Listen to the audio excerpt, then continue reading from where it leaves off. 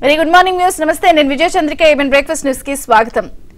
బ్రహ్మదేవుడు మనుషుల తలరాతను రాస్తాడు, కానీ ప్రజాస్వామ్యంలో ఓటరు తన ఓటుతో తన తలరాతను రాసుకుంటాడు. నిజంగా ఇది ఎందుకు చెప్తున్నానంటే, పాలకులు మారితే ప్రజల తలరాత ఎలా మారిపోతుంది అని చెప్పడానికి ఈరోజు ఆంధ్రప్రదేశ్ వ్యాప్తంగా జరుగుతున్నటువంటి పెన్షన్ల పంపిణీకి సంబంధించిన అంశమే నిజంగా ప్రజల తలరాత ప్రజాస్వామ్యంలో తమ ఓటుతో ఎలా మార్చుకున్నారు అని చెప్పడానికి కరెక్ట్ గా సరిపోతుంది.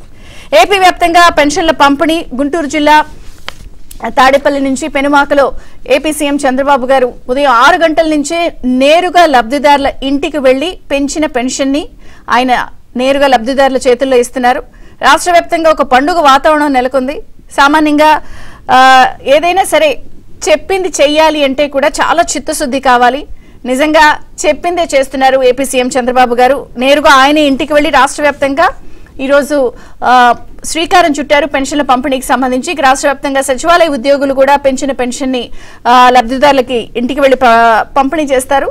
నిజంగా కూటమి ప్రభుత్వానికి ఇది దేశ చరిత్రలోనే ఒక సరికొత్త అధ్యాయంగా ఈ పెన్షన్ల పంపిణీని చెప్పచ్చు.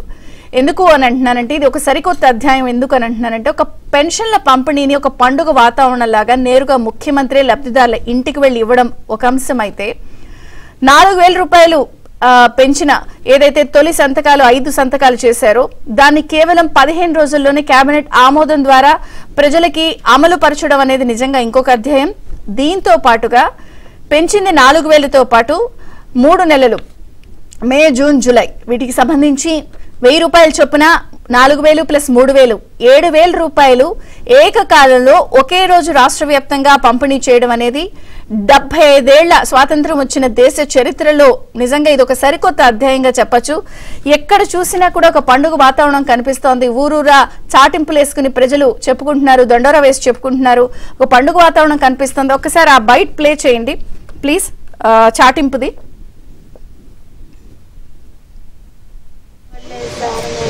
ఇల్లు కట్టేస్తారులేమ్మా, ఇల్లు కట్టిస్తారు, ఇల్లు కడతారు. మీరు నేను చెప్పినప్పుడు ఆలోచించండి. ఎట్లా అప్పు మొత్తం కట్టేసారు ఇప్పటికీ? బాకీ అయిపోయింది. అయిపోయింది.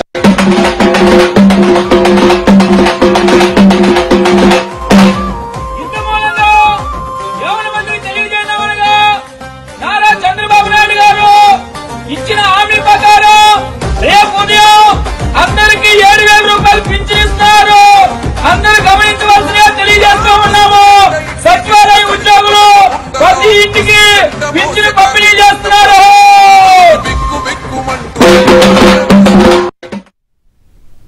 ఏ గ్రామంలో చూసినా, ఏ ఊర్లో చూసినా కూడా ఇటువంటి సందడి వాతావరణం కనిపిస్తుంది. ఈ రోజు ఉదయం 6 గంటల నుంచి ఏపీ సీఎం చంద్రబాబు గారు నేరుగా లబ్ధిదారుల ఇంటికెళ్లి గుంటూరు జిల్లా తాడేపల్లిలోని పెనుమాక గ్రామంలో లబ్ధిదారుల ఇంటికి వెళ్లి ఆయన పంపిణీ చేయడం, వాళ్లతో కూడా మాటా మంచి కలపడం అన్ని కూడా మనం ఉదయం నుంచి చూస్తున్నాం.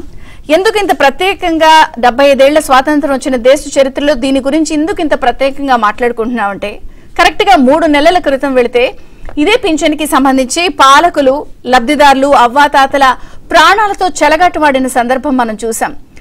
వాళ్ళని అడ్డం పెట్టుకుని రాజకీయం చేయడం చూసాం. మండు టెండల్లో వాళ్ళ ప్రాణాలను కూడా రాజకీయం చేస్తూ 34 మంది ప్రాణాలు తీసిన సందర్భం చూసాం. కానీ కరెక్ట్ గా 3 నెలల తరువాత పరిస్థితుల్లో ఎంత మార్పు వచ్చేసింది, పాలకులు మారితే ఎంత మార్పు ఉంటుంది అనేది ఈ రోజు ఏపీ వ్యాప్తంగా జరుగుతున్నటువంటి పెన్షన్ల పంపిణీ కార్యక్రమమే ఇందుకు ఉదాహరణ. దీంతో పాటు డిప్యూటీ సీఎం పవన్ కళ్యాణ్ గారు కూడా ఈ రోజు పిఠాపురం వెళ్లి అక్కడ గొల్లపురంలో ఉదయం 10 నుంచి 12:30 మధ్యలో ఆయన కూడా ఈ పెన్షన్ల పంపిణీ కార్యక్రమంలో పాల్గొంటారు. మొత్తానికి మీ భద్రతే నా బాధ్యత, నా కర్తవ్యం, ఎన్ని సమస్యలు వచ్చినా కూడా మీ సంక్షేమమే నా బాధ్యత అన్న అంశానికి ఏదైతే ఇప్పటికే ఆయన లేఖ రాశారో, ప్రజలందరికీ కూడా తాను చెప్పింది చేస్తానని చెప్పి దానికి తొలి అడుగు పడింది, శ్రీకారం చుట్టారు. ఇక ఎంత రాబోయే 5 ఏళ్లు చిత్తశుద్ధితో ఇవన్నీ కూడా నిర్వహిస్తారు అన్నది ప్రజలు ఆసక్తిగా చూస్తున్నారు. మొత్తానికైతే పెంచిన పెన్షన్ తో మా బాబే అంటూ కూడా అందరూ బాబుని ఆత్మీయంగా తమ మనిషిగా చూస్తున్నారు. ఈ అంశాలన్నిటిపై చర్చిద్దాం. చిన్న విరామం చేయాలగడ్డ రామ్ కుమార్ గారు. అందరికీ స్వాగతం అండి. జవహర్ గారు, మీతో ప్రారంభిస్తాను. ఎక్కడ చూసినా ఒక పండుగ వాతావరణం, నేరుగా సీఎం గారే వెళ్లి లబ్ధిదారుల చేతిలో పెడుతున్నారు. నిజంగా ఎక్కడ చూడలేదు. ఇది 75 ఏళ్ల స్వాతంత్ర దేశ చరిత్రలో ఇది ఒక సరికొత్త అధ్యాయం. ముఖ్యమంత్రి గారే నేరుగా లబ్ధిదారులకు వెళ్లి పెంచిన పెన్షన్ ని కేవలం 15 రోజుల్లోనే కేబినెట్ ఆమోదం తర్వాత అమలు చేయడం అనేది ఏం చెప్తారు? నమస్కారం అమ్మా, ప్యానెల్లో ఉన్నటువంటి మిత్రులందరికీ కూడా శుభోదయం. రాష్ట్రానికి మంచి కాలం వస్తుందంటే చాలా మంది కూడా ఎదురు చూస్తా ఉన్నటువంటి పరిస్థితి. గతంలో కూడా రెండవ రాకడని అదేవిధంగా జీసస్ క్రైస్ట్ వచ్చిన సందర్భంలో కూడా ప్రపంచవ్యాప్తంగా కూడా పండుగలు చేసుకున్నటువంటి పరిస్థితి. ఈ రోజు రాష్ట్రం ఒక 5 సంవత్సరాలు ఒక దుర్మార్గమైనటువంటి పరిపాలన నుంచి విముక్తమైనటువంటి సంతోషం. ఎందుకంటే తెలంగాణ విముక్తి పోరాటం అని కానీ లేకపోతే సాయుధ రైతాంగ పోరాటాలు కానీ ఇవన్నీ కూడా చరిత్రలో చదివినటువంటి సందర్భం మనం చూసాం. కానీ ఈ రోజు ఆంధ్రప్రదేశ్ కి జగన్ విముక్త ఆంధ్రప్రదేశ్ ఏ విధంగా ఉందనేది ఈ రోజు చూస్తా ఉన్నటువంటి పరిస్థితి. ఒక రాష్ట్రం విముక్తి అయిన తర్వాత ఆర్థికంగా సామాజికంగా భద్రతా పరంగా కానీ అన్ని విషయాల్లో కూడా ఈ రోజు రాష్ట్రం అంతా కూడా ఎదురు చూస్తుంది చంద్రబాబు నాయుడు గారు ఏం చేస్తారు, చంద్రబాబు నాయుడు గారు ఏ విధంగా ఈ రాష్ట్రాన్ని గాడిలో పెడతారనే దాని మీద చాలా మందికి అనుమానాలు, కొంతమందికి చాలా మందికి ఆశ, కొంతమందికి 2 విధాలుగా ఉన్నటువంటి సందర్భంలో ఈరోజు అనుమానాలన్నీ కూడా పటాపంచలు చేస్తూ ఆశతో ఎదురు చూస్తున్న వారికి ఆసరాగా ఉండే విధంగా ఈరోజు పెన్షన్ల కార్యక్రమాన్ని తీసుకోవడం చూస్తా ఉంటే ఆ పెన్షన్లు ఇచ్చిన సందర్భంలో నాకు సంతోషంతో పాటు వెనక కనపడుతున్నటువంటి ఇల్లు కూడా కనపడతా ఉంది నాకు. ఎందుకంటే అందరూ ఏమంటారంటే కన్ను ఒకటే చూడమంటారు, కానీ నా కన్నుతో పాటు చెట్టుకున్నటువంటి ఆకులు కానీ ఆకులకు ఉన్నటువంటి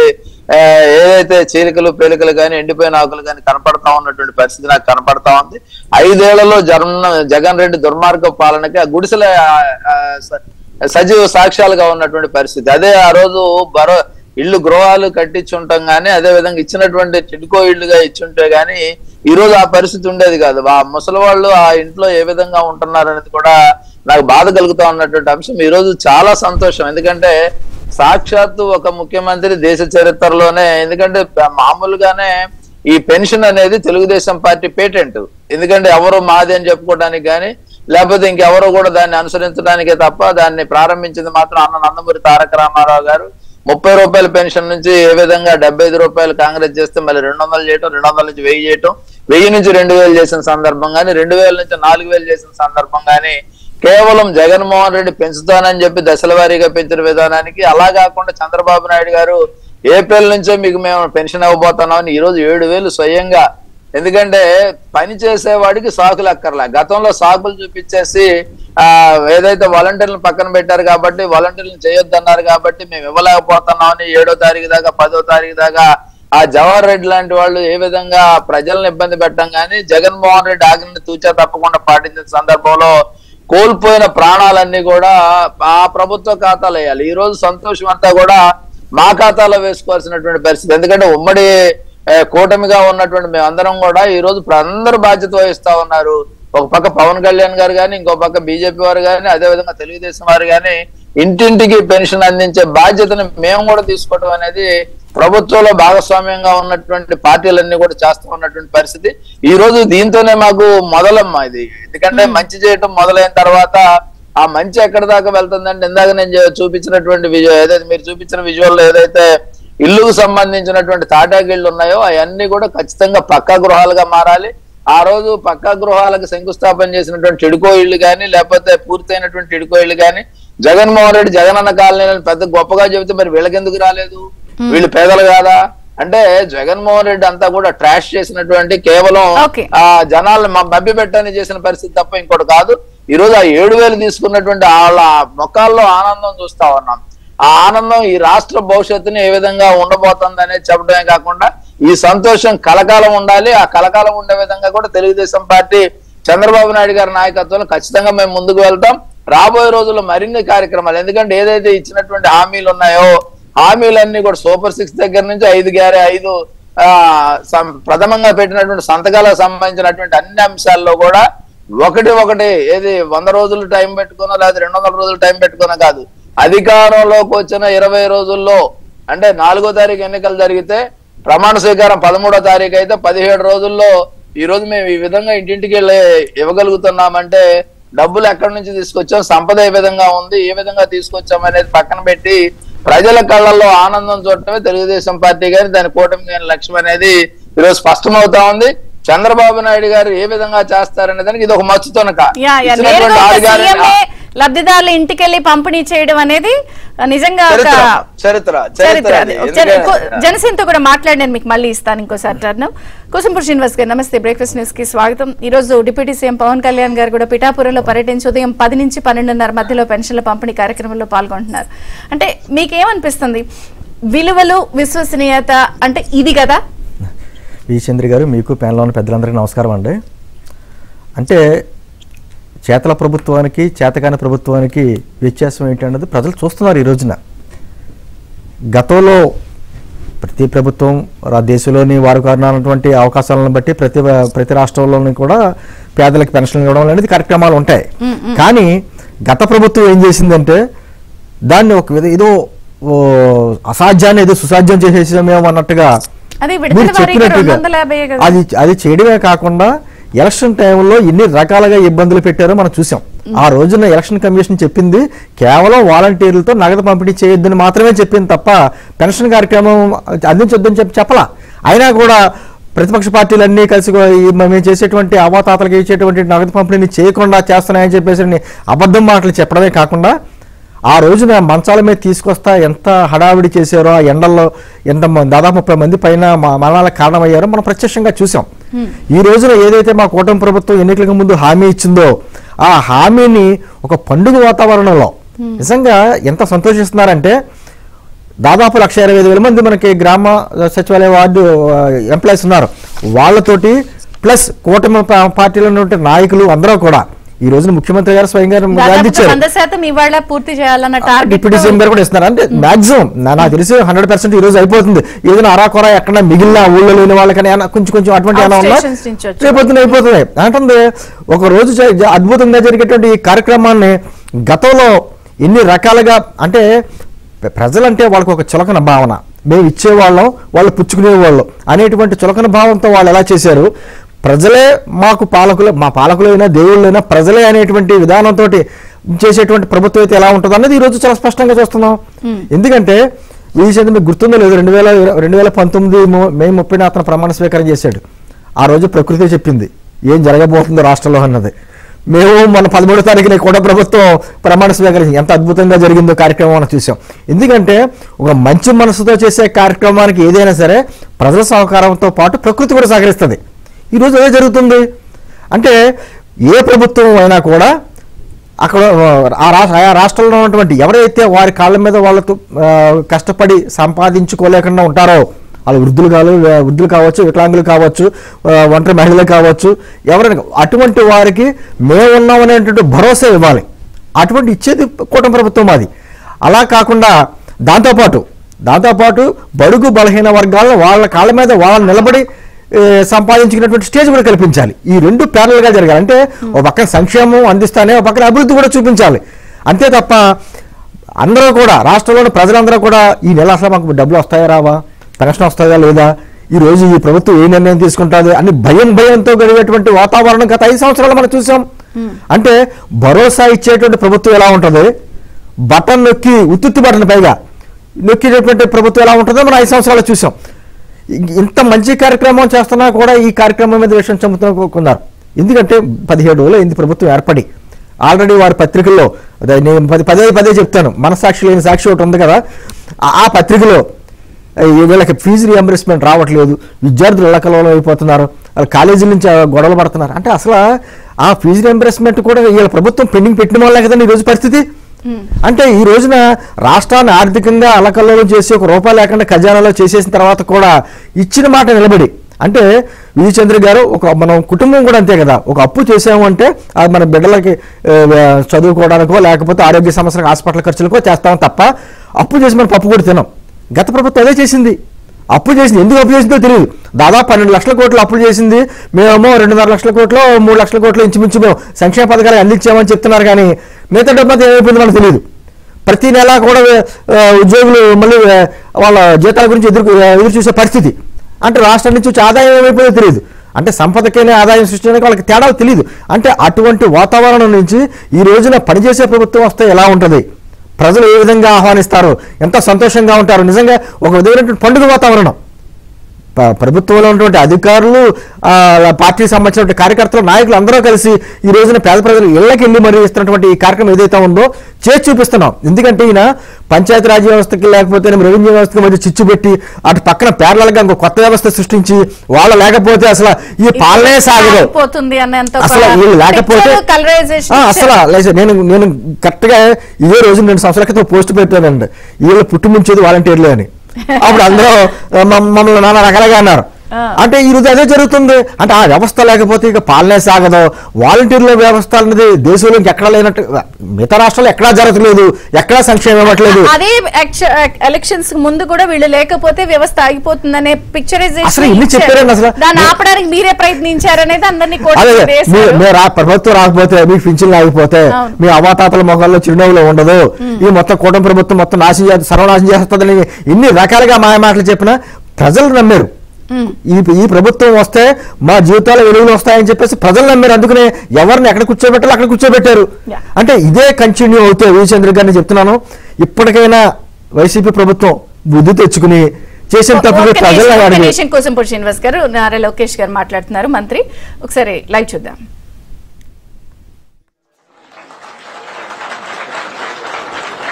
గత 5 సంవత్సరాలుగా పరదాల ముఖ్యమంత్రి చూసాం, ఇప్పుడు ప్రజల ముఖ్యమంత్రిని మనం చూస్తున్నాం. అధికారులు ఇంకా టైం పడుతుంది అనుకుంటా సార్ సెట్ అయ్యేదానికి. లేదు, సెట్ అయ్యారు, ఇంకా పరదాలు కడుతున్నారు సార్. పరదాలు ఎక్కడ వాళ్ళు బతులాడి అన్ని తీపిస్తారు కాదు, పరదాలు కడితే ఇంకొకసారి ఎక్కడ చూస్తే కట్టిన వాళ్ళని సస్పెండ్ చేయడం తప్ప వేరే మార్గం ఉండదు. కాబట్టి ఇంక నేను ఇల్లుదలుచుకోలేదు. ఎవరైనా సరే సింపుల్ గా పాత రోజులు మర్చిపోయి కొత్త రోజులు జ్ఞాపకం చేసుకుని ముందుకు పోవాల్సిన అందరినీ కోరుతున్నా, ఎక్కడా జరగకూడదు. ఎవరైనా కంప్లైంట్ చేస్తే మాత్రం పనిష్మెంట్ తప్పదు. మీకు బీ క్లియర్. అంటే 5 సంవత్సరాలు అలవాటు కదా సార్, కొంచెం టైం పడుతుంది సార్. మీకు కూడా అందరికి అలవాటు కావాలి, వాళ్ళకే కాదు, కొత్త శకానికి కొత్త కల్చర్కి అందరూ అలవాటు కావాల్సిందే. ఇంకా టైం ఉండదు. ఏది కూడా రివర్స్ గేర్ నుంచి రివర్స్ పోయే బండి పాజిటివ్ గా నడిపిస్తున్నాం. ఇంకా స్పీడ్ పెంచడం తప్ప ఎన్నికపోయే సమస్య ఎవరికి ఉండకూడదు, ఆలోచన రాకూడదు. లేకపోతే ఒక షార్ట్ ట్రీట్మెంట్ ఇస్తే అందరూ సెట్ అయిపోతారు, ఇన్క్లూడింగ్ ఎవరైనా సరే. నేను సిద్ధంగా ఉన్నా షార్ట్ ట్రీట్మెంట్ ఇవ్వడానికి. పాపం ఇంకా కొంచెం ఇది ఉంది కాబట్టి స్లోగా పోతున్నా, ఇప్పుడు స్పీడ్ పెంచాలి ఇంకా, అంతే. నేను అందుకే చెప్పా 95 ముఖ్యమంత్రిని చూస్తారని. 4.0 95 అది గుర్తుపెట్టుకోవాలి.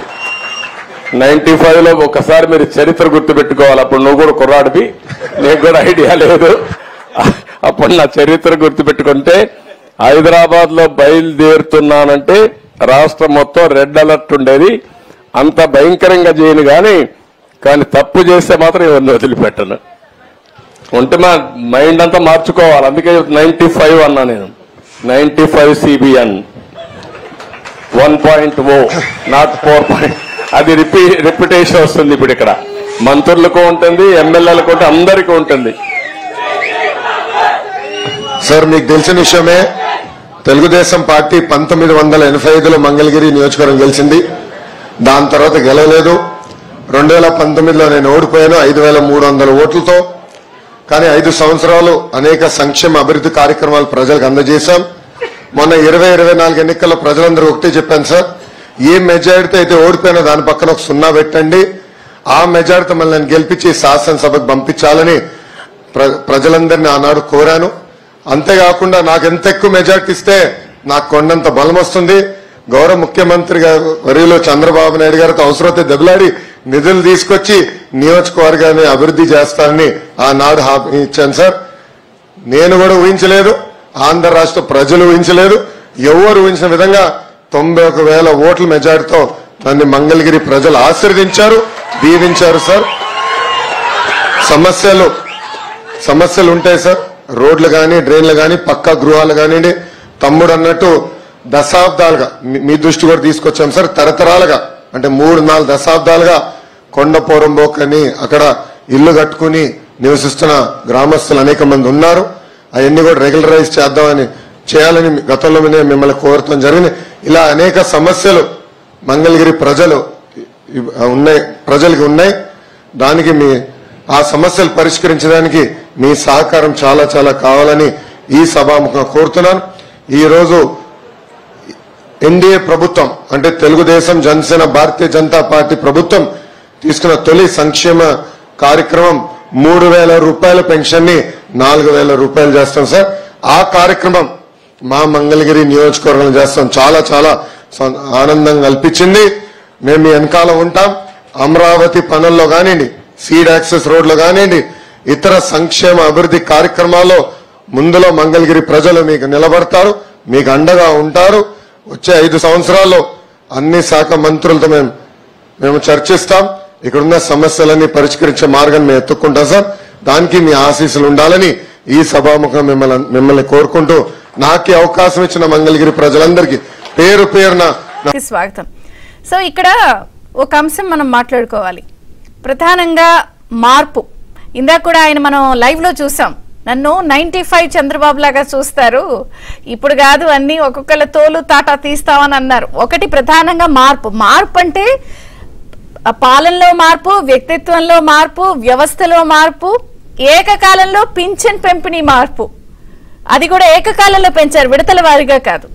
సో ఈరోజు పెన్షన్ కి సంబంధించి మీ అబ్జర్వేషన్స్ ఏంటి? ఇది ఇప్పుడు ఈ పెన్షన్ల కార్యక్రమం అసలు ఎట్లా చేస్తాడు చంద్రబాబు నాయుడు అని చాలా ఆసక్తిగా ఎదురు చూసిన వాళ్ళు వైసీపీ వాళ్ళండి. వైసీపీ వాళ్ళు అసలు ఎట్లా చేస్తారు, మనం ఖజానా మొత్తం ఖాళీ చేసేసాం కదా, అక్కడ ఒక్క పైసా కూడా ఉంచలేదు కదా, ఈయన ఎట్లా ఇస్తాడు, డబ్బులు ఎట్లా ఇస్తాడు, ఎక్కడి నుంచి తీసుకొస్తాడని చెప్పి వాళ్ళు చాలా ఆసక్తిగా ఎదురు చూసిన వాళ్ళు ఎవరైనా ఉన్నారు అంటే వైసీపీ లీడర్లు. వాళ్ళు మొత్తం ఖజానా మొత్తం తుడిచిపెట్టేశారు. తుడిచిపెట్టింది కాకుండా మొన్న ఏదో ఒక మంగళవారం వెళ్ళి ఒక 2,000 కోట్లు తెచ్చుకున్నారట బాండ్లు వేలం వేసి. దాని మీద చంద్రబాబు నాయుడు అప్పులు చేసేస్తున్నాడు, చంద్రబాబు నాయుడు అప్పులు చేసేస్తున్నాడు అన్న ప్రచారాన్ని మొదలు పెట్టారు. అప్పులు ఎందుకు చేశారు? నువ్వు ఖాళీ చేయటం వల్ల కదా చేసింది. అంటే వాళ్ళకి ఎట్లయినా సరే బురద చల్లాలి, ఎట్లా బురద చల్లాలి అన్న ఆలోచన తప్ప మనం చంద్రబాబు నాయుడు చేస్తున్న ఈ సంక్షేమ కార్యక్రమాలని మనం ఎందుకు చేయలేకపోయాం అంటే, గతంలో కూడా అండి మీరు ఆయన 95 సీఎం అన్నది మామూలు విషయం కాదు.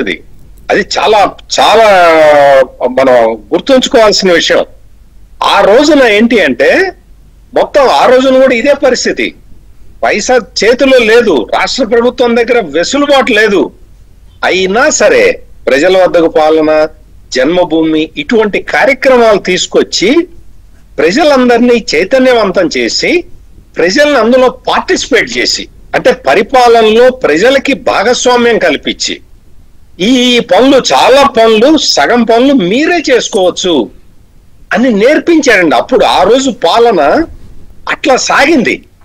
అధికారులు కూడా ఏంటి అంటే మొత్తం అక్కడ అధికారుల దగ్గర 2 ఆప్షన్స్ ఉండేవి.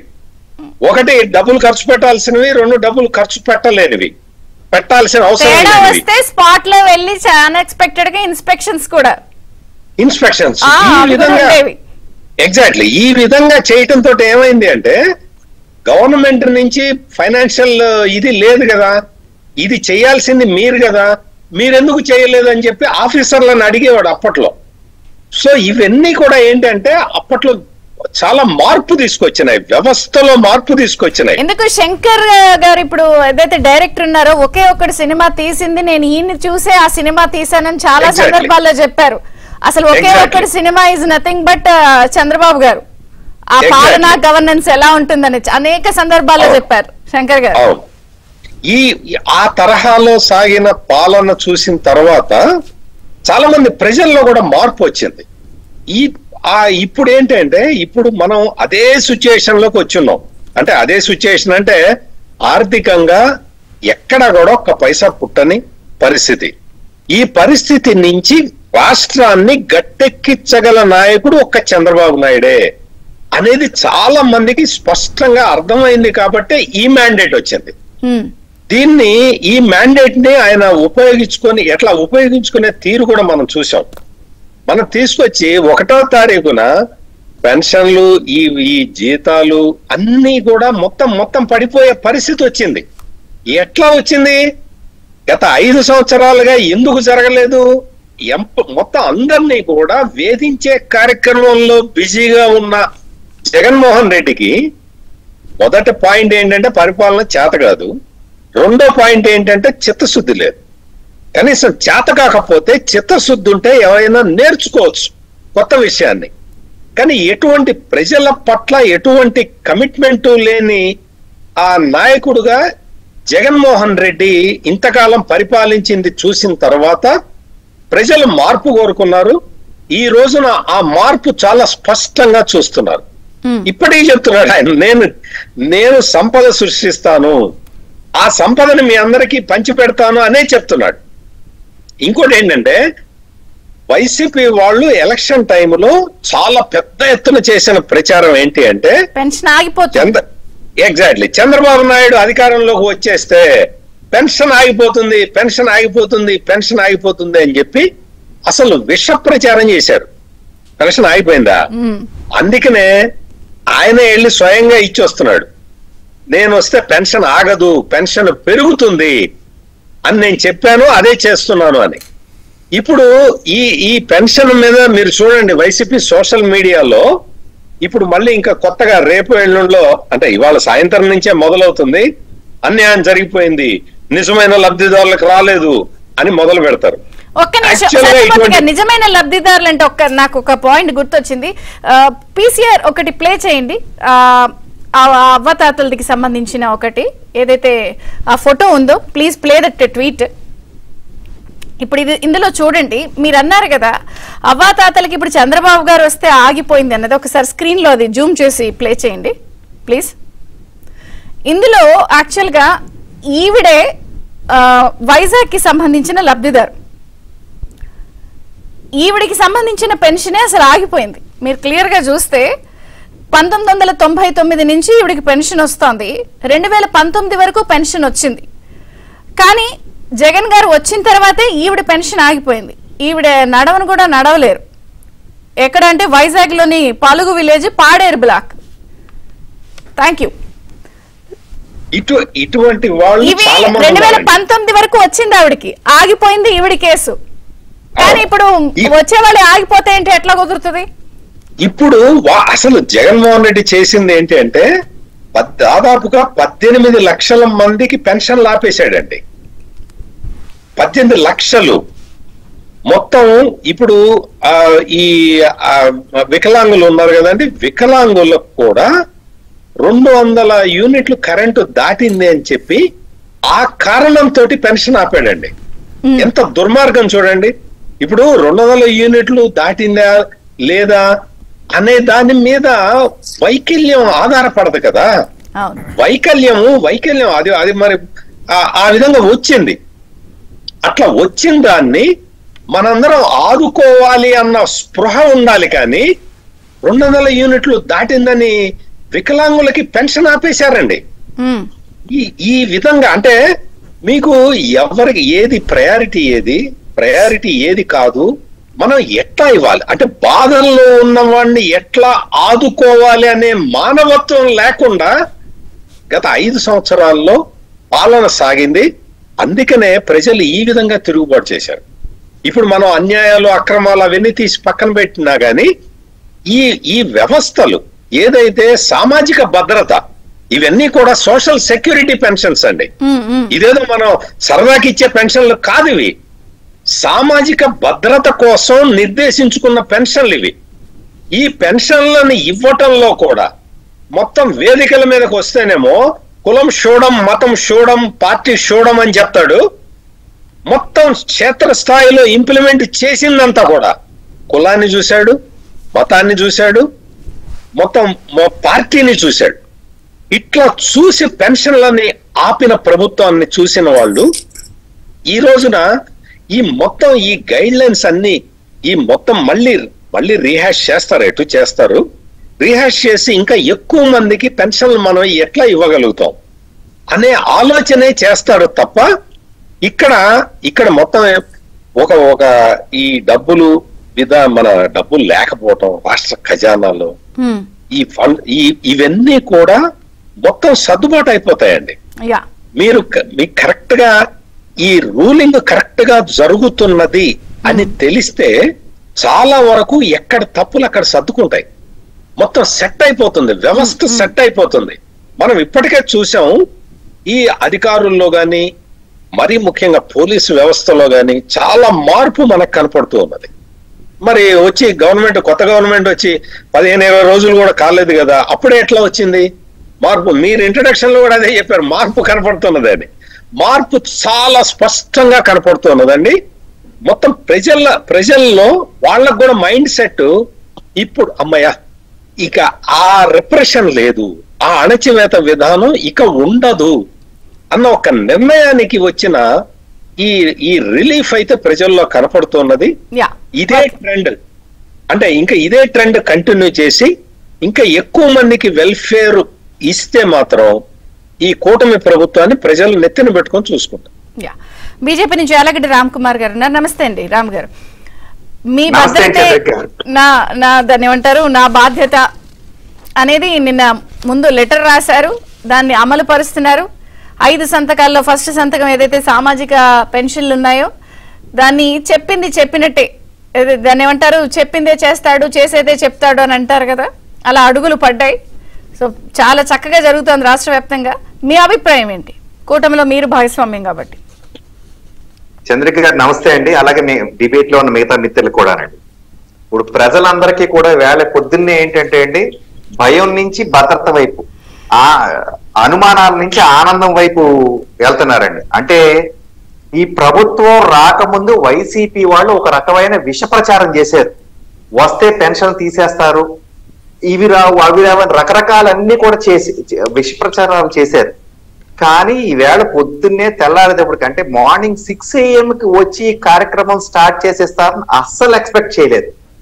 ఇక్కడ పాపం ఆయన కూడా మరి టీవీ ఇంటర్నెట్ ఉంటుందో లేదని ఆయన రిషికేశ్ లో ఉన్నారండి. ఎక్స్-సీఎం గారు కొద్ది రిషికేశ హిమాలయాల్లో ఎక్కడో ఉన్నారట. యాక్చువల్ గా నాకు అందుతున్న సమాచారం ప్రకారం ఏంటంటే ఇవాళ 100% చేయాలని ఇప్పటి వరకు, అంటే ఇప్పుడు 8:30 అవుతోంది కదా, 30 to 40% అయిపోయింది చాలా చోట్ల, అంటే ఏపీ వ్యాప్తంగా. కానీ ఎలాంటి పిక్చర్ ఇచ్చారు, వాలంటీర్లు మాత్రమే పంచగలరు అనేది ఇచ్చారు. కానీ 30 to 40% అయ్యింది అనేది నాకు వస్తున్న సమాచారం.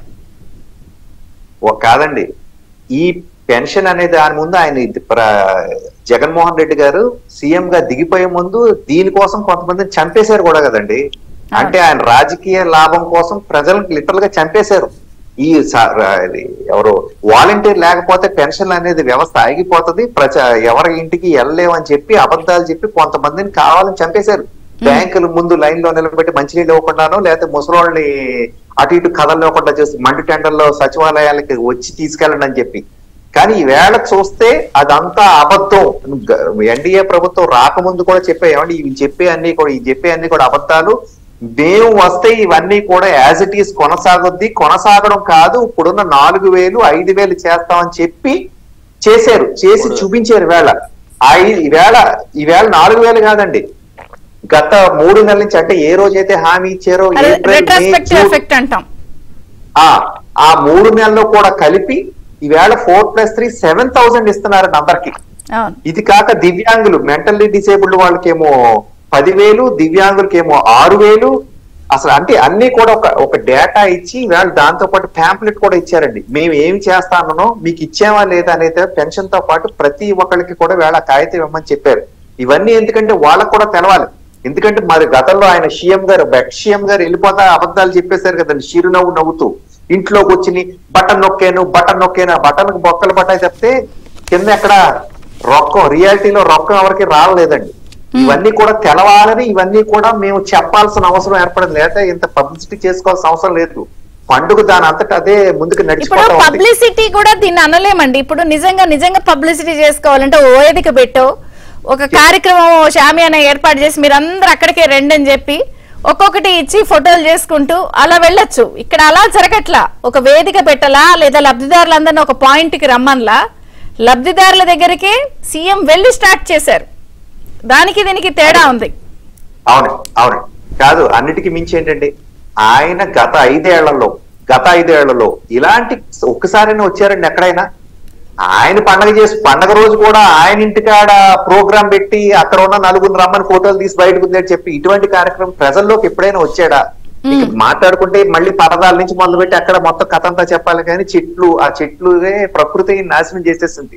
ప్రకృతి నాశనం చేసేది ఈయనకి ఎఫెక్ట్ చూపించింది. కానీ ఈయన పొద్దున్నే 6ంటికి లేచి ప్రజల్లోకి వెళ్ళి నేను మీకోసం ఉన్నానని భరోసా కల్పించి ఆయన ఇంటికి వెళ్ళి ఇచ్చాడంటే చూడండి ఎంత అందంగా ఉంది. ఇప్పుడు ఆయన చూసి ఇందాక మీరు చూపించిన పిప్ లో కూడా చెప్పారు 4.0 95 సీఎం అని చూస్తారు. ఖచ్చితంగా మా ప్రజలందరూ కూడా ఇంకొక 5 ఏళ్ళు ఇది కావాలి. ఆయన చేసే పనులన్నీ కూడా ప్రజలకి అవసరం ఇప్పుడున్న ఈ రాష్ట్ర పరిస్థితి. ఎందుకంటే నేను చెప్పాను అసలు అప్పుల విషయం బయట పెడితే ఎక్కడెక్కడ ఏమేమి తాకట్లు పెట్టారో ఏ విధంగా ఉందో తేరాలంటే కూడా మొత్తం అంతా బయటికి తీసి చెప్పాలి. ఇదంతా ఎందుకు చెప్తున్నారంటే అండి ఈవేళ మన 65 లక్షల మందికి ఈ పెన్షన్ ఇవ్వాలంటే ఎంత డబ్బు కావాలి? అది కూడా 1వ తారీఖు పొద్దున ఇవ్వాలంటే దాంతో పాటు 1వ తారీఖు కల్లా శాలరీలు పెన్షనర్ అందరు కూడా పేమెంట్స్ ఇవ్వాలి. ఇవన్నీ చెయ్యలేకపోతున్నామని చెయ్యలేక గత 2 నెలలు ఆయన డ్రామాలు ఆడేశాడు. ఏది మా చేత చేయనివ్వట్లేదు, ఈ ప్రభుత్వం చేయదే, ప్రతిపక్షాలన్నీ కూడా కూటమిగా కలిసి నన్ను చేయనివ్వట్లేదని డ్రామాలు ఆడేశారు. కానీ ఆ 2 నెలల్లో కూడా ఆయన అప్పులు తెచ్చాడు కదండి. ఈయన అప్పులు ఎవరికి ఇచ్చాడు? కాంట్రాక్టర్స్ కి ఇచ్చాడు. అది కూడా ఎవరికి? ఆయన కావాలన్న కాంట్రాక్టర్స్ కి మాత్రమే ఇచ్చాడు. అది కూడా జలజీవన్ మిషన్ లో కూడా పనులు చేయలేని కాంట్రాక్టర్స్ కూడా ఇచ్చేశారు. ఇవన్నీ కూడా ప్రజలు ఇప్పుడు గమనించారు. చిన్నప్పుడు ఒక్కొక్క సీఎం వెళ్ళి వాళ్ళందరి కళ్ళల్లో ఆనందం, నేను చెప్పాను, మీకు హామీ ఇచ్చాను, చేస్తున్నాను, ఈ అంశం ఒక ఎత్తు అయితే నేను ఇందాక నుంచి చూస్తున్నాను. సో మనకు వస్తున్న కామెంట్స్ కానీ సోషల్ మీడియాలో వైసీపీ వాళ్ళు ఇందాక సత్యమూర్తి గారు ఏమంటున్నారో చూద్దామని చెక్ చేస్తే సిగ్గులేదా మా పథకాలు కాపీ కొట్టారని అంటున్నారు. నాకు అసలు ఒకటి అర్థం కాలేదు. అంటే ఆల్రెడీ అలాంటి ట్వీట్లో పెడుతున్నారు, పథకాలు కాపీ కొట్టారు, వీళ్ళకి సిగ్గు లేదని రాస్తున్నారు. నేను అనేది అసలు పెన్షన్ అనేది వైసీపీ ఏం కనిపెట్టలేదు కదా, నాకు తెలిసి ఎన్టీఆర్ అప్పటి నుంచి ఉంది. అమ్మా ఇప్పుడు దృష్టిని బట్టే సృష్టి కనబడుతుందని రెడ్డా వెంకటేశ్వరరావు గారు గతంలో ఒక పాట రాస్తే ఆ పాటని వీళ్ళు నిజం చేస్తా ఉన్నారు. ఎందుకంటే వీళ్ళ దృష్టి అంతా ఏంటంటే మేమే కనిపెట్టాం, మేమే చేసాం, లేకపోతే ఇంకోటి ఎన్టీఆర్ హెల్త్ యూనివర్సిటీకి కూడా వైఎస్ఆర్ హెల్త్ యూనివర్సిటీ అని పెట్టింది, అది తీసేసి మళ్ళీ ఎన్టీఆర్ యూనివర్సిటీ పెట్టారంటే మేము చేసిన పథకాలు వీళ్ళు కాపీ కొడుతున్నారని చెప్పుకోవడానికి వాళ్ళ సిగ్గు లేని పరిస్థితి. వాళ్ళ గురించి తక్కువ మాట్లాడితే బెటర్ అని నేనైతే అభిప్రాయపడతా ఉన్నా. ఎందుకంటే ఆ సోషల్ మీడియాని నమ్మలేక లేకపోతే వాళ్ళు చేసిన ప్రచారాన్ని జనాలు అంగీకరించలేకే చంద్రబాబు నాయుడు గారికి ఇచ్చారు. నాకు ఇంకో భయం ఒకటి ఉంది, చంద్రబాబు నాయుడు గారు మళ్ళీ 95 4.0 అయితే మా అందరికి కూడా కష్టాలన్నమ్మా. ఆయన ఇప్పుడు వాస్తవంగా ఎందుకంటే చంద్రబాబు నాయుడు గారు ఫ్రెష్ గా ఈ రోజు ప్రజల్లోకి వెళ్తలే. ఆయన ప్రజల్లోకి వెళ్ళిన సందర్భంలో ఆ టైంలో నేను ఉద్యోగం చేసేవాడిని. ఆ టైంలో చంద్రబాబు నాయుడు గారు అక్కడ బయలుదేరుతున్నారంటే ఇక్కడ ఏం చేయాలనేది ప్రతి స్కూల్లో కూడా క్లీన్ అండ్ గ్రీన్ పెట్టేసి పిల్లల్లో కూడా పరిశుభ్రత మీద కానీ హ్యాండ్ వాష్ డే ఒకటి పెట్టేసి అన్ని చాలా చేసామమ్మా. మళ్ళీ తిరిగి మేము స్కూల్లో కాలేజీలో జన్మభూమి అంటే మా క్లాస్ రూమ్ మేము క్లీన్ చేసుకోవడం అవన్నీ ఉండే ఆ రోజుల్లో. అవునమ్మా. ఒక ఏంటంటే అది ఆయన సెల్ఫ్ గా ఎవరికంతటి వాళ్ళు ఏ విధంగా చేయాలనే దాని మీద ఆయన చేశారు. కాకపోతే ఆయన తిరిగి 4.0 అయితే ఈ రోజు రాష్ట్రం బాగుపడుతుంది ఖచ్చితంగా. ఆయన కావాలని కోరుకుంటున్నాం. దాంతో పాటు కూడా ఉద్యోగస్తులు ఎవరైతే ఉన్నారో దాదాపుగా 75% సెట్ అయ్యారమ్మా. మిగతా 25% కూడా జవహర్ రెడ్డి గారు లాంటి వాళ్ళు, పూనమాల కొండయ్య గారు లాంటి వాళ్ళను ఆఖరి రోజు కూడా ఉద్యోగం ఇచ్చేసి రిటైర్ గౌరవప్రదంగా సాగనంపిన పరిస్థితుల్లో వాళ్ళకి సంస్కరణ అనేది అర్థం అవుతుందని నేనైతే అనుకుంటా ఉన్నా. చంద్రబాబు నాయుడు గారికి ఉన్నటువంటి సంస్కారం, అదే విధంగా సంస్కరణ రీతులు అయినా, ఎందుకంటే మనం ఎప్పుడు కూడా చూడాలి నిర్మూలించడం అనేది ఆఖరి పాయింట్, సంస్కరణ అనేది మొదటిది. సంస్కరించలేనప్పుడు నిర్మూలించడం తప్పదు. సంస్కరణకి ఛాన్స్ ఇస్తా ఉన్నారు. ఆ సంస్కరణ ఖచ్చితంగా జరుగుద్ది. ఉద్యోగస్తులు కానీ ప్రజలు కూడా మారాలి. ప్రజలు కూడా ఏంటంటే ఎవడో తవ్వుకుపోతుంటే రోడ్లు చూస్తా ఉన్న కూర్చున్నది అది ఏంటంటే నేరం అవుతుంది. నేరాన్ని చేసేవాడిని కూడా ఆపలేకపోవడం కూడా నేరం అవుద్ది. ప్రజల భాగస్వామ్యంతో కూడినటువంటి బాధ్యతాయుతమైనటువంటి పరిస్థితులు ఖచ్చితంగా రావాలి. అవి వస్తాయని మేము ఆశిస్తా ఉన్నాం. చంద్రబాబు నాయుడు గారు ఒకటి పని చేయడమే కాదు, ఆయన దగ్గర ఉన్న వాళ్ళు కూడా పని చేయించేటటువంటి తత్వం ఆయనలో ఉంది. ఎందుకంటే 12 గంటలు 13 గంటలు కూడా కేబినెట్ లో మేము కూర్చున్న సందర్భాల్లో ఒక నిర్ణయాత్మకమైనటువంటి పాత్ర అందరం కూడా తీసుకున్నాం. చర్చలో పాల్గొనే వాళ్ళం. ఆయన అవసరమైతే అందరి కూడా కొత్త వాళ్ళని కాకుండా మాలాంటి చిన్న వాళ్ళకి కూడా అభిప్రాయాలు తీసుకొని దానిలో ఏదైనా మంచి ఉంటే తప్పకుండా ఆయన స్వీకరించడం ఆచరించడం అనేది జరిగేది. ఎందుకంటే చిన్న ఉదాహరణ అమ్మ, డప్పు కళాకారులు, చెప్పులు కుట్టేవాళ్ళు, చర్మకారులు దాని మీద అనేక సందర్భాల్లో మేము అక్కడ చర్చ జరిగేటప్పుడు ఆయన చాలా లోతైనటువంటి అంశాలు అడిగేవాళ్ళు. వాటన్నిటిని కూడా క్లారిటీ చేసిన తర్వాతే డప్పు కళాకారులకి, చెప్పులు కుట్టే వాళ్ళకి, చర్మకారులకి పెన్షన్ వచ్చింది. ఈ రోజు కూడా చెప్తా ఉన్నాం, ఇంకా ప్రభుత్వంలో నిలకడ రావాలి. నిలకడతో పాటు అధికారులు అనేవాళ్ళు బాధ్యతగా ఉండాలి. ఆ బాధ్యతగా ఉండే విధంగా, ఎందుకంటే నాయకుడు ఎట్టిపోతే ఆవు చేలో మేస్తే తోడు గట్టును మేదని చెప్తారు. అదే విధంగా ఆవు కూడా ఆ ఫెన్సింగ్ దాటకుండా ఖచ్చితంగా ఏ విధంగా పనిచేస్తే ఆటోమేటిక్ దాన్ని అనుకున్న మంద కూడా వెళ్తా ఉంటది. చంద్రబాబు నాయుడు గారి పనితీరు ఏదైతే ఉందో ఆ పనితీరుని మేము చిన్నప్పటి నుంచి చూస్తా ఉన్నాం, ఉద్యోగాలు రానప్పటి నుంచి చూస్తా ఉన్నాం. ఇప్పుడు ఆయన దగ్గర పనిచేసే అవకాశం కూడా మాకు వచ్చింది. మేము ఏ విధంగా ఉండాలనేది ఆయన చూసి నేర్చుకున్నాం. ప్రజలు కూడా నేర్చుకుంటే ఈ రాష్ట్రం బాగుపడుద్ది. ప్రశ్న, ఇందాక సత్యమూర్తి గారు కొంత తీసేసిన వాళ్ళవి, అంటే 2019 వరకు వచ్చిన వాళ్ళవి కొంతమందివి తీసేశారు. ఇప్పుడు నేను కూడా కొన్ని చూపించాను, అంటే సోషల్ మీడియాలో నాకు కనిపించినవి రేస్ చేశాను. సో వీళ్ళందరినీ మళ్ళీ యాడ్ చేస్తారా? మళ్ళీ భారం పెరుగుతుంది అనేది కూడా కొంతమంది నిజంగా ఉన్న లబ్ధిదారులను కూడా తీసేశారు. ఇంకా అలాంటి వాళ్ళు మిగిలిపోయిన వాళ్ళు ఉంటే 1000 నుంచి 10,000 మంది వరకు ఉండొచ్చు నా అంచనా ప్రకారం. ఆ 10,000 అదనపు భారం ఏం కాదు. 65 లక్షల్లో నుంచి 6 లక్షలు 5 లక్షల మంది యాడ్ అయినంత మాత్రం అదనపు భారం ఏం కాదు. ఇంకొక సంక్షేమాన్ని ఏ విధంగా సంపద అనేది ఇంకొక విధంగా ఇంకొక గంట కష్టపడతారు. చంద్రబాబు నాయుడు గారు ఎప్పుడు అంటూ ఉంటారు, నేను 18 గంటలు కష్టపడి ఇంకొక గంట కష్టపడాలి, అరగంట కష్టపడాలి, ఆ డబ్బులు అయ్యే వస్తాయని చెప్తారు. అదే విధంగా ఎవరైతే పెన్షన్లు ఉన్నారో, అదే కాకుండా గతంలో పూర్తిగా బెడ్ రిటర్న్ ఉన్న వాళ్ళకు కూడా 3,000 ఇచ్చారు. కొవ్వూరు నియోజకవర్గంలో అన్నదేవరపేట అనే విలేజ్ లో మొన్న ఎండిఓతో కూడా మాట్లాడితే ఈ రోజు కూడా రెస్పాండ్ అవ్వాలా. కానీ అలాంటి వాళ్ళు మేము గాడిలో పెడతాం, ఖచ్చితంగా గాడిలో పెడతాం, వాళ్ళందరికీ చేస్తాం. నిజమైన లబ్ధిదారుడు ఎవరికి కూడా అన్యాయం జరగడం తెలుగుదేశం కూటమిలో ఎవరికి జరగనేమో. అవసరమైతే పెంచాల్సిన అవసరం వస్తే ఖచ్చితంగా పెంచుతాం. నిజమైన లబ్ధిదారులకు అన్యాయం జరిగి జగన్మోహన్ రెడ్డి పాలనలో ఎవరైతే ఇంకా కొంత మిస్ అయిన వాళ్ళవన్నీ కూడా సమాచారం సేకరించి యాడ్ చేస్తారా? తప్పకుండా అమ్మా. ఇప్పుడు ఎందుకంటే వాళ్ళకి ఇవ్వాల్సినటువంటి బాధ్యత ఉంది. దాంతో పాటుగా ఎస్టీలకి, బీసీలకి, అదే విధంగా ఫిషర్మెన్ కి ఏదైతే ఇస్తామన్నా అవి కూడా మనం లెక్కలు సేకరిస్తే దాదాపుగా అవి కూడా తీసుకోవాల్సినటువంటి అవసరం ఉంది. అవి కూడా తీసుకుంటాం. ఈ నెలలోనే అవి కూడా ఏ విధంగా ఎక్సర్సైజ్ చేయాలో చేసి రాబోయే రోజుల్లో ఖచ్చితంగా వాళ్ళందరికీ కూడా ఇచ్చే విధంగా ప్లాన్ చేస్తాం. ఇక్కడ ఏంటంటే మాకు భారం కాదు, మాకు బాధ్యత. వాళ్ళు ఎవరైతే ఉన్నారో ఈ సమాజానికి బరువు కాదు. తెలుగుదేశం పార్టీ గాని దాని కూటమికి గాని వాళ్ళ సంక్షేమం మా బాధ్యత. మేము బాధ్యతగా చూస్తాం. అప్పుడు సమాజం కూడా వాళ్ళని బరువుగా భావించదు. ఖచ్చితంగా మేము వాళ్ళందరికీ ఏ విధంగా చేయాలనే దాని మీద కూడా త్వరలోనే మేము కూడా ప్రత్యేకంగా సార్తో మాట్లాడి చేస్తాం. మీరు ఒక విషయం చాలా తప్పుగా చెప్పారు. మిమ్మల్ని నేను ఇబ్బంది పెట్టడానికి ఏమనుకోవద్దు. ఇందా ఫోటో చూపించి ఆవిడ పేదరాలు అని చెప్పేసి మీరు చెప్పారు. వారి దృష్టిలో ఆవిడ అత్యంత ధనికురాలు, ఆ ముసలావిడి. వారి దృష్టిలో నిజమైన పేదవారు ఎవరంటే పెద్దిరెడ్డి, మిథున్ రెడ్డి, విజయసాయి రెడ్డి, భూమల కన్నారెడ్డి, వీళ్ళంతా అత్యంత పేదలు. వీళ్ళందరికంటే కూడా అత్యంత పేదవాడు జగన్మోహన్ రెడ్డి గారు. వారి దృష్టిలో అత్యంత అద్భుతమైన తెలుగు భాష. నేను ఎందుకు అది చూపించానంటే మీకు అందరు చూసాడు, పేదలకి పెత్తందారులకి మధ్య యుద్ధం వెళ్ళింది. నేను నిన్న సోషల్ మీడియాలో చూసాను ఇవన్నీ. ఎవరికన్నా ఏమన్నా జరిగిందా అంటే ఇలాంటి పోస్ట్స్ నాకు చాలా కనపడతాయి.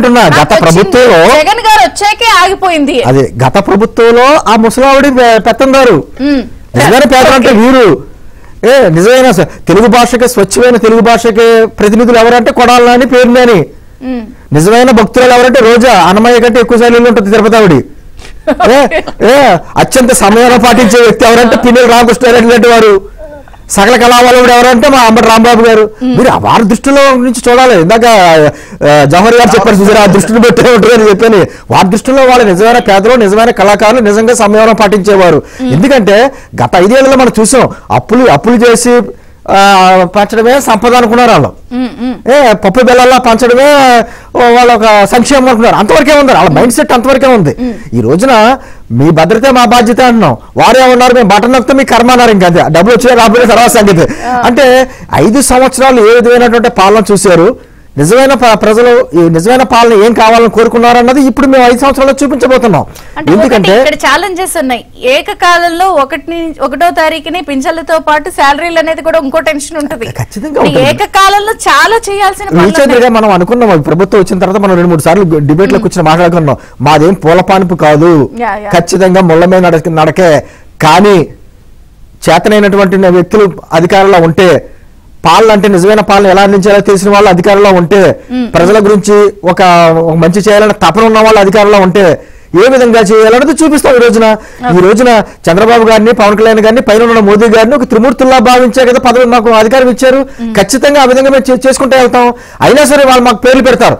ఎందుకు పెడతారు అంటే వాళ్ళ పేర్లు పెడతాంటే ఇందాక పెద్దలు అన్నట్టు నాకేమనిపిస్తుంది అంటే జైల్లో కూర్చున్న ఖైదీలు అనుకుంటారంటే ఈ జైలు వాస్తు బాగులేదని. అలాగా ఆ జైలు వాస్తు గురించి బాధపడే ఖైదీలా కాదు కదా మేమంటే. నేను ఇందాక ఇప్పుడు సత్యమూర్తి గారు అన్న వెంటనే వాళ్ళ సోషల్ మీడియా హ్యాండిల్స్ చూస్తే మా పథకాలు కాపీ కొట్టారని పెట్టేస్తున్నారు. అసలు మీకు తెలియదు. నేను అంటే 2019 ముందు ఆంధ్రప్రదేశ్ ప్రజలకు సంక్షేమం అంటే తెలియదు. 2019 ముందు ఆంధ్రప్రదేశ్ ప్రజలు ఎప్పుడు కూడా 3 పూట్ల భోజనాలు చేయలేదు. జగన్మోహన్ రెడ్డి గారు వచ్చినాకే చేశారు. 2019 ముందు ఆంధ్రప్రదేశ్ లో ఆర్టీసీ బస్సులు లేవు, ఆర్టీసీ బస్సు ఉద్యోగులు లేవు. వారు ప్రభుత్వం కలిపిన తర్వాత ఉద్యోగాలు వచ్చినాయి. అసలు 2019 ముందు అసలు ఆంధ్రప్రదేశ్ రాష్ట్రానికి ఇదే పేరు పెట్టాడేమో అనుకుంటాం. నేను నిజంగా కానీ మళ్ళీ కానీ అధికారంలోకి వచ్చుంటే ఆంధ్రప్రదేశ్ పేరు కూడా మార్చేసి జగనాంధ్రప్రదేశ్ అని పెట్టుకునేవాడేమో. గతంలో జగన్మోహన్ రెడ్డి గారు వెల్ఫేర్ అనేవారు. కానీ నాకు ఉన్న సమాచారం ప్రకారం చంద్రబాబు గారు పూర్వ బ్రాహ్మిన్స్ కూడా బ్రాహ్మిన్ కార్పొరేషన్స్ ద్వారా పెన్షన్లు ఇచ్చారు, if I'm not wrong, Jawahar గారు. కానీ జగన్ గారు వచ్చిన తర్వాత ఆయన మెర్జ్ చేసేసారు అవన్నీ. అందరికీ కలిపి ఒకటే, వాళ్ళ ఇదిలో ఏం లేదనుకుంటా. అప్పట్లో మల్లాది విష్ణు గారు ఇది ఉన్నప్పుడు ఏమంటే ఇప్పుడు ఓటమి తర్వాత ప్రెస్ మీట్ పెట్టి ఏం మాట్లాడారు, నేను ఇన్ని ఇచ్చాను ఇన్నే మాట్లాడా. ఆయన దృష్టిలో వాడు ఇచ్చిన డబ్బులకి కాపులు కోటీశ్వర్లు అయిపోయారు. గతంలో చెప్పాను, కాపులు కోటీశ్వర్లు అయిపోయారు, బీసీలు బడి బలహీన వర్గాలు బిలియనీర్ అయిపోయారు, మహిళలు మిలియనీర్ అయిపోయారు. అంటే ఆయన దృష్టిలో ఇన్ని వేల కోట్లు తెచ్చేసి వేసేసాను, మీ అకౌంట్లో వేసేసాను, అయినా కూడా నా మీద ఎందుకు మీరు ఎంత కష్టం చూపించారు అంటే బాధే తప్ప తాను చేసిన తప్పు అని ఇప్పటికీ కూడా ఏమంటారో మనసాక్షి మీద అనుకుంటారు కదా, ఆత్మ పరిశీలన చేసుకోవడం కూడా జరగట్లా. ఇది ప్రజలే తప్పు చేశారు అనేటువంటి విధానం. ఎందుకంటే ఆయన మెంటాలిటీ అటువంటిది. 11 సీట్లు వచ్చినందుకు పాపం హిమాలయాలు వెళ్దాం అనుకున్నాడు, కానీ నిజంగా హిమాలయాలు ఉంటే హిమాలయాలు కూడా అమ్మేద్దుడిన అది అవకాశం లేదండి. అంటే ఇటువంటి భావంతో ఉండేటువంటి వ్యక్తులు అంటే నేను మొన్న కూడా చెప్పా, ఎటువంటి పాలన అందించకూడదో మనం రుజువు చూపించాడు గత 5 సంవత్సరాల్లో. ప్రజలు ఎన్నుకున్న ప్రభుత్వం ఎటువంటి పాలన అందించకూడదు అనేటువంటి ఉదాహరణ కేస్ స్టడీగా ఏదైనా ఉండాలంటే జగన్మోహన్ రెడ్డి ప్రభుత్వం. చిన్న ఉదాహరణ అండి, చెప్పండి సార్. చిన్న ఉదాహరణ, తెలంగాణ ముఖ్యమంత్రి కూడా పాలకుడు ఏ విధంగా ఉండకూడదో జగన్ చూసి నేర్చుకోమని చెప్తా ఉన్న సందర్భంలో ఇది మోడల్ టు ద స్టేట్ కాదండి, model to the nation, model to international nation. ఎందుకంటే పాలకుడు అనేవాడు ఏ విధంగా ఉండకూడదు, పాలకుడు అనేవాడు ఏ విధంగా ఉండాలనే దానికే జగన్మోహన్ రెడ్డి ఒక ప్రాతిపదికగా తీసుకోవాల్సినటువంటి అవసరం ఉంది. దాంతో పాటు గతంలో కూడా ఆర్థిక నేరస్తుడు రిఫరెన్స్ తీస్తే జగన్మోహన్ రెడ్డి ఏ విధమైనటువంటి ఆర్థిక నేరాలు అనేది రీసెర్చ్ చేయడానికి కూడా స్కాలర్ కి అవకాశం ఉంది. ఇది కూడా ఖచ్చితంగా ఒక స్కాలర్ రీసెర్చ్ చేస్తే లోపాలు బయటపడి రాబోయే రోజుల్లో మంచి కంపెనీలు క్విట్ ప్రోకో మీద ఏదో ఇతర దేశాలు రీసెర్చ్ చేస్తే ఇప్పుడు ఇది ఎలా అనేది గవర్నెన్స్ మీద ఒక రీసెర్చ్ ఏమో. సత్యమూర్తి ఒకటి, రాబోయే 5 ఏళ్ళు ఇదే స్ఫూర్తి కొనసాగించాలి అన్నప్పుడు కొన్ని ఛాలెంజెస్ ఉన్నాయి. సో మనం అన్ని ఆహా ఓహో అనడానికి కూడా కాదు ఇక్కడ కూర్చుంది మనం. సో డెఫినెట్ గా ఫ్లాస్ ప్రోస్ అన్ని మనం మాట్లాడతాము. సో రాబోయే 5 ఏళ్ళు స్ఫూర్తి కొనసాగించడానికి ఇదే స్ఫూర్తి చెప్పి ఉన్నటువంటి ఇబ్బందులు గాని ఛాలెంజెస్ గాని ఏమనుకుంటున్నారు మీరు? ఇప్పుడు ఆర్థికంగా అసలు మొత్తం ఖజానాల్లో పైసా లేని రోజునే 1వ తారీఖునే మామూలు సామాజిక భద్రతా పెన్షన్లు, మామూలు పెన్షన్లు, ఎంప్లాయీస్ కి శాలరీస్ వస్తున్న పరిస్థితి మనకు కనపడితే రాబోయే రోజుల్లో ఇంకా economic condition of the state improve అవుతుందండి. ఇందులో ఎటువంటి సందేహం లేదు. అందువల్ల మనం ఏంటంటే ఇక్కడ మనం చూడాల్సింది ఇప్పుడు ఈ వెల్త్ క్రియేషన్ మీద ఆల్రెడీ వెళ్ళిపోతున్నారు కదా. ఇప్పుడు పోలవరం ప్రాజెక్ట్ మీద అంత ఇంటెన్సిఫైడ్ కాన్సన్ట్రేషన్ చూపించటమే ఈ వెల్త్ క్రియేషన్ లో పార్ట్ అండి. ఇప్పుడు ఫారెన్ వీళ్ళందరూ వచ్చేసి ఈ మొత్తం ఈ పోలవరం ప్రాజెక్ట్ కి సంబంధించిన లోపాలన్నీ సరిదిద్దే ప్రయత్నం చేస్తున్నారు చూసారా. వెల్త్ క్రియేషన్ అంటే ఇదే. వెల్త్ క్రియేషన్ అంటే matter of span of 15 to 20 days ఏదో అంటారు కదా, రుకో సబర్ కరో జరా రుకో రే అన్నట్టు. అలాగే మ్యాటర్ ఆఫ్ 20 days లో ఇవన్నీ ఎగ్జాక్ట్లీ. ఇవన్నీ కూడా ఇప్పుడు నెక్స్ట్ ఫేజ్ లో రాష్ట్రానికి ఇన్కమ్ పెరగబోతున్నదండి. అంతవరకు అయితే ఖచ్చితంగా చెప్పొచ్చు మనం. ఎందుకంటే ఐటీ కంపెనీలు వస్తాయి, మొత్తం టూరిజం ప్రాజెక్ట్స్ మళ్ళీ వేగం పుంజుకుంటాయి. దీనివల్ల ఏంటంటే రాష్ట్ర ప్రభుత్వానికి ఇన్కమ్ పెరుగుతుందండి. ఈ ఇన్కమ్ పెరిగితే ఇటువంటి సామాజిక భద్రతా కార్యక్రమాలు చేయటం అనేది ఈజీ అవుతుంది. చంద్రబాబు నాయుడు పదే పదే చెబుతున్నది ఇదే.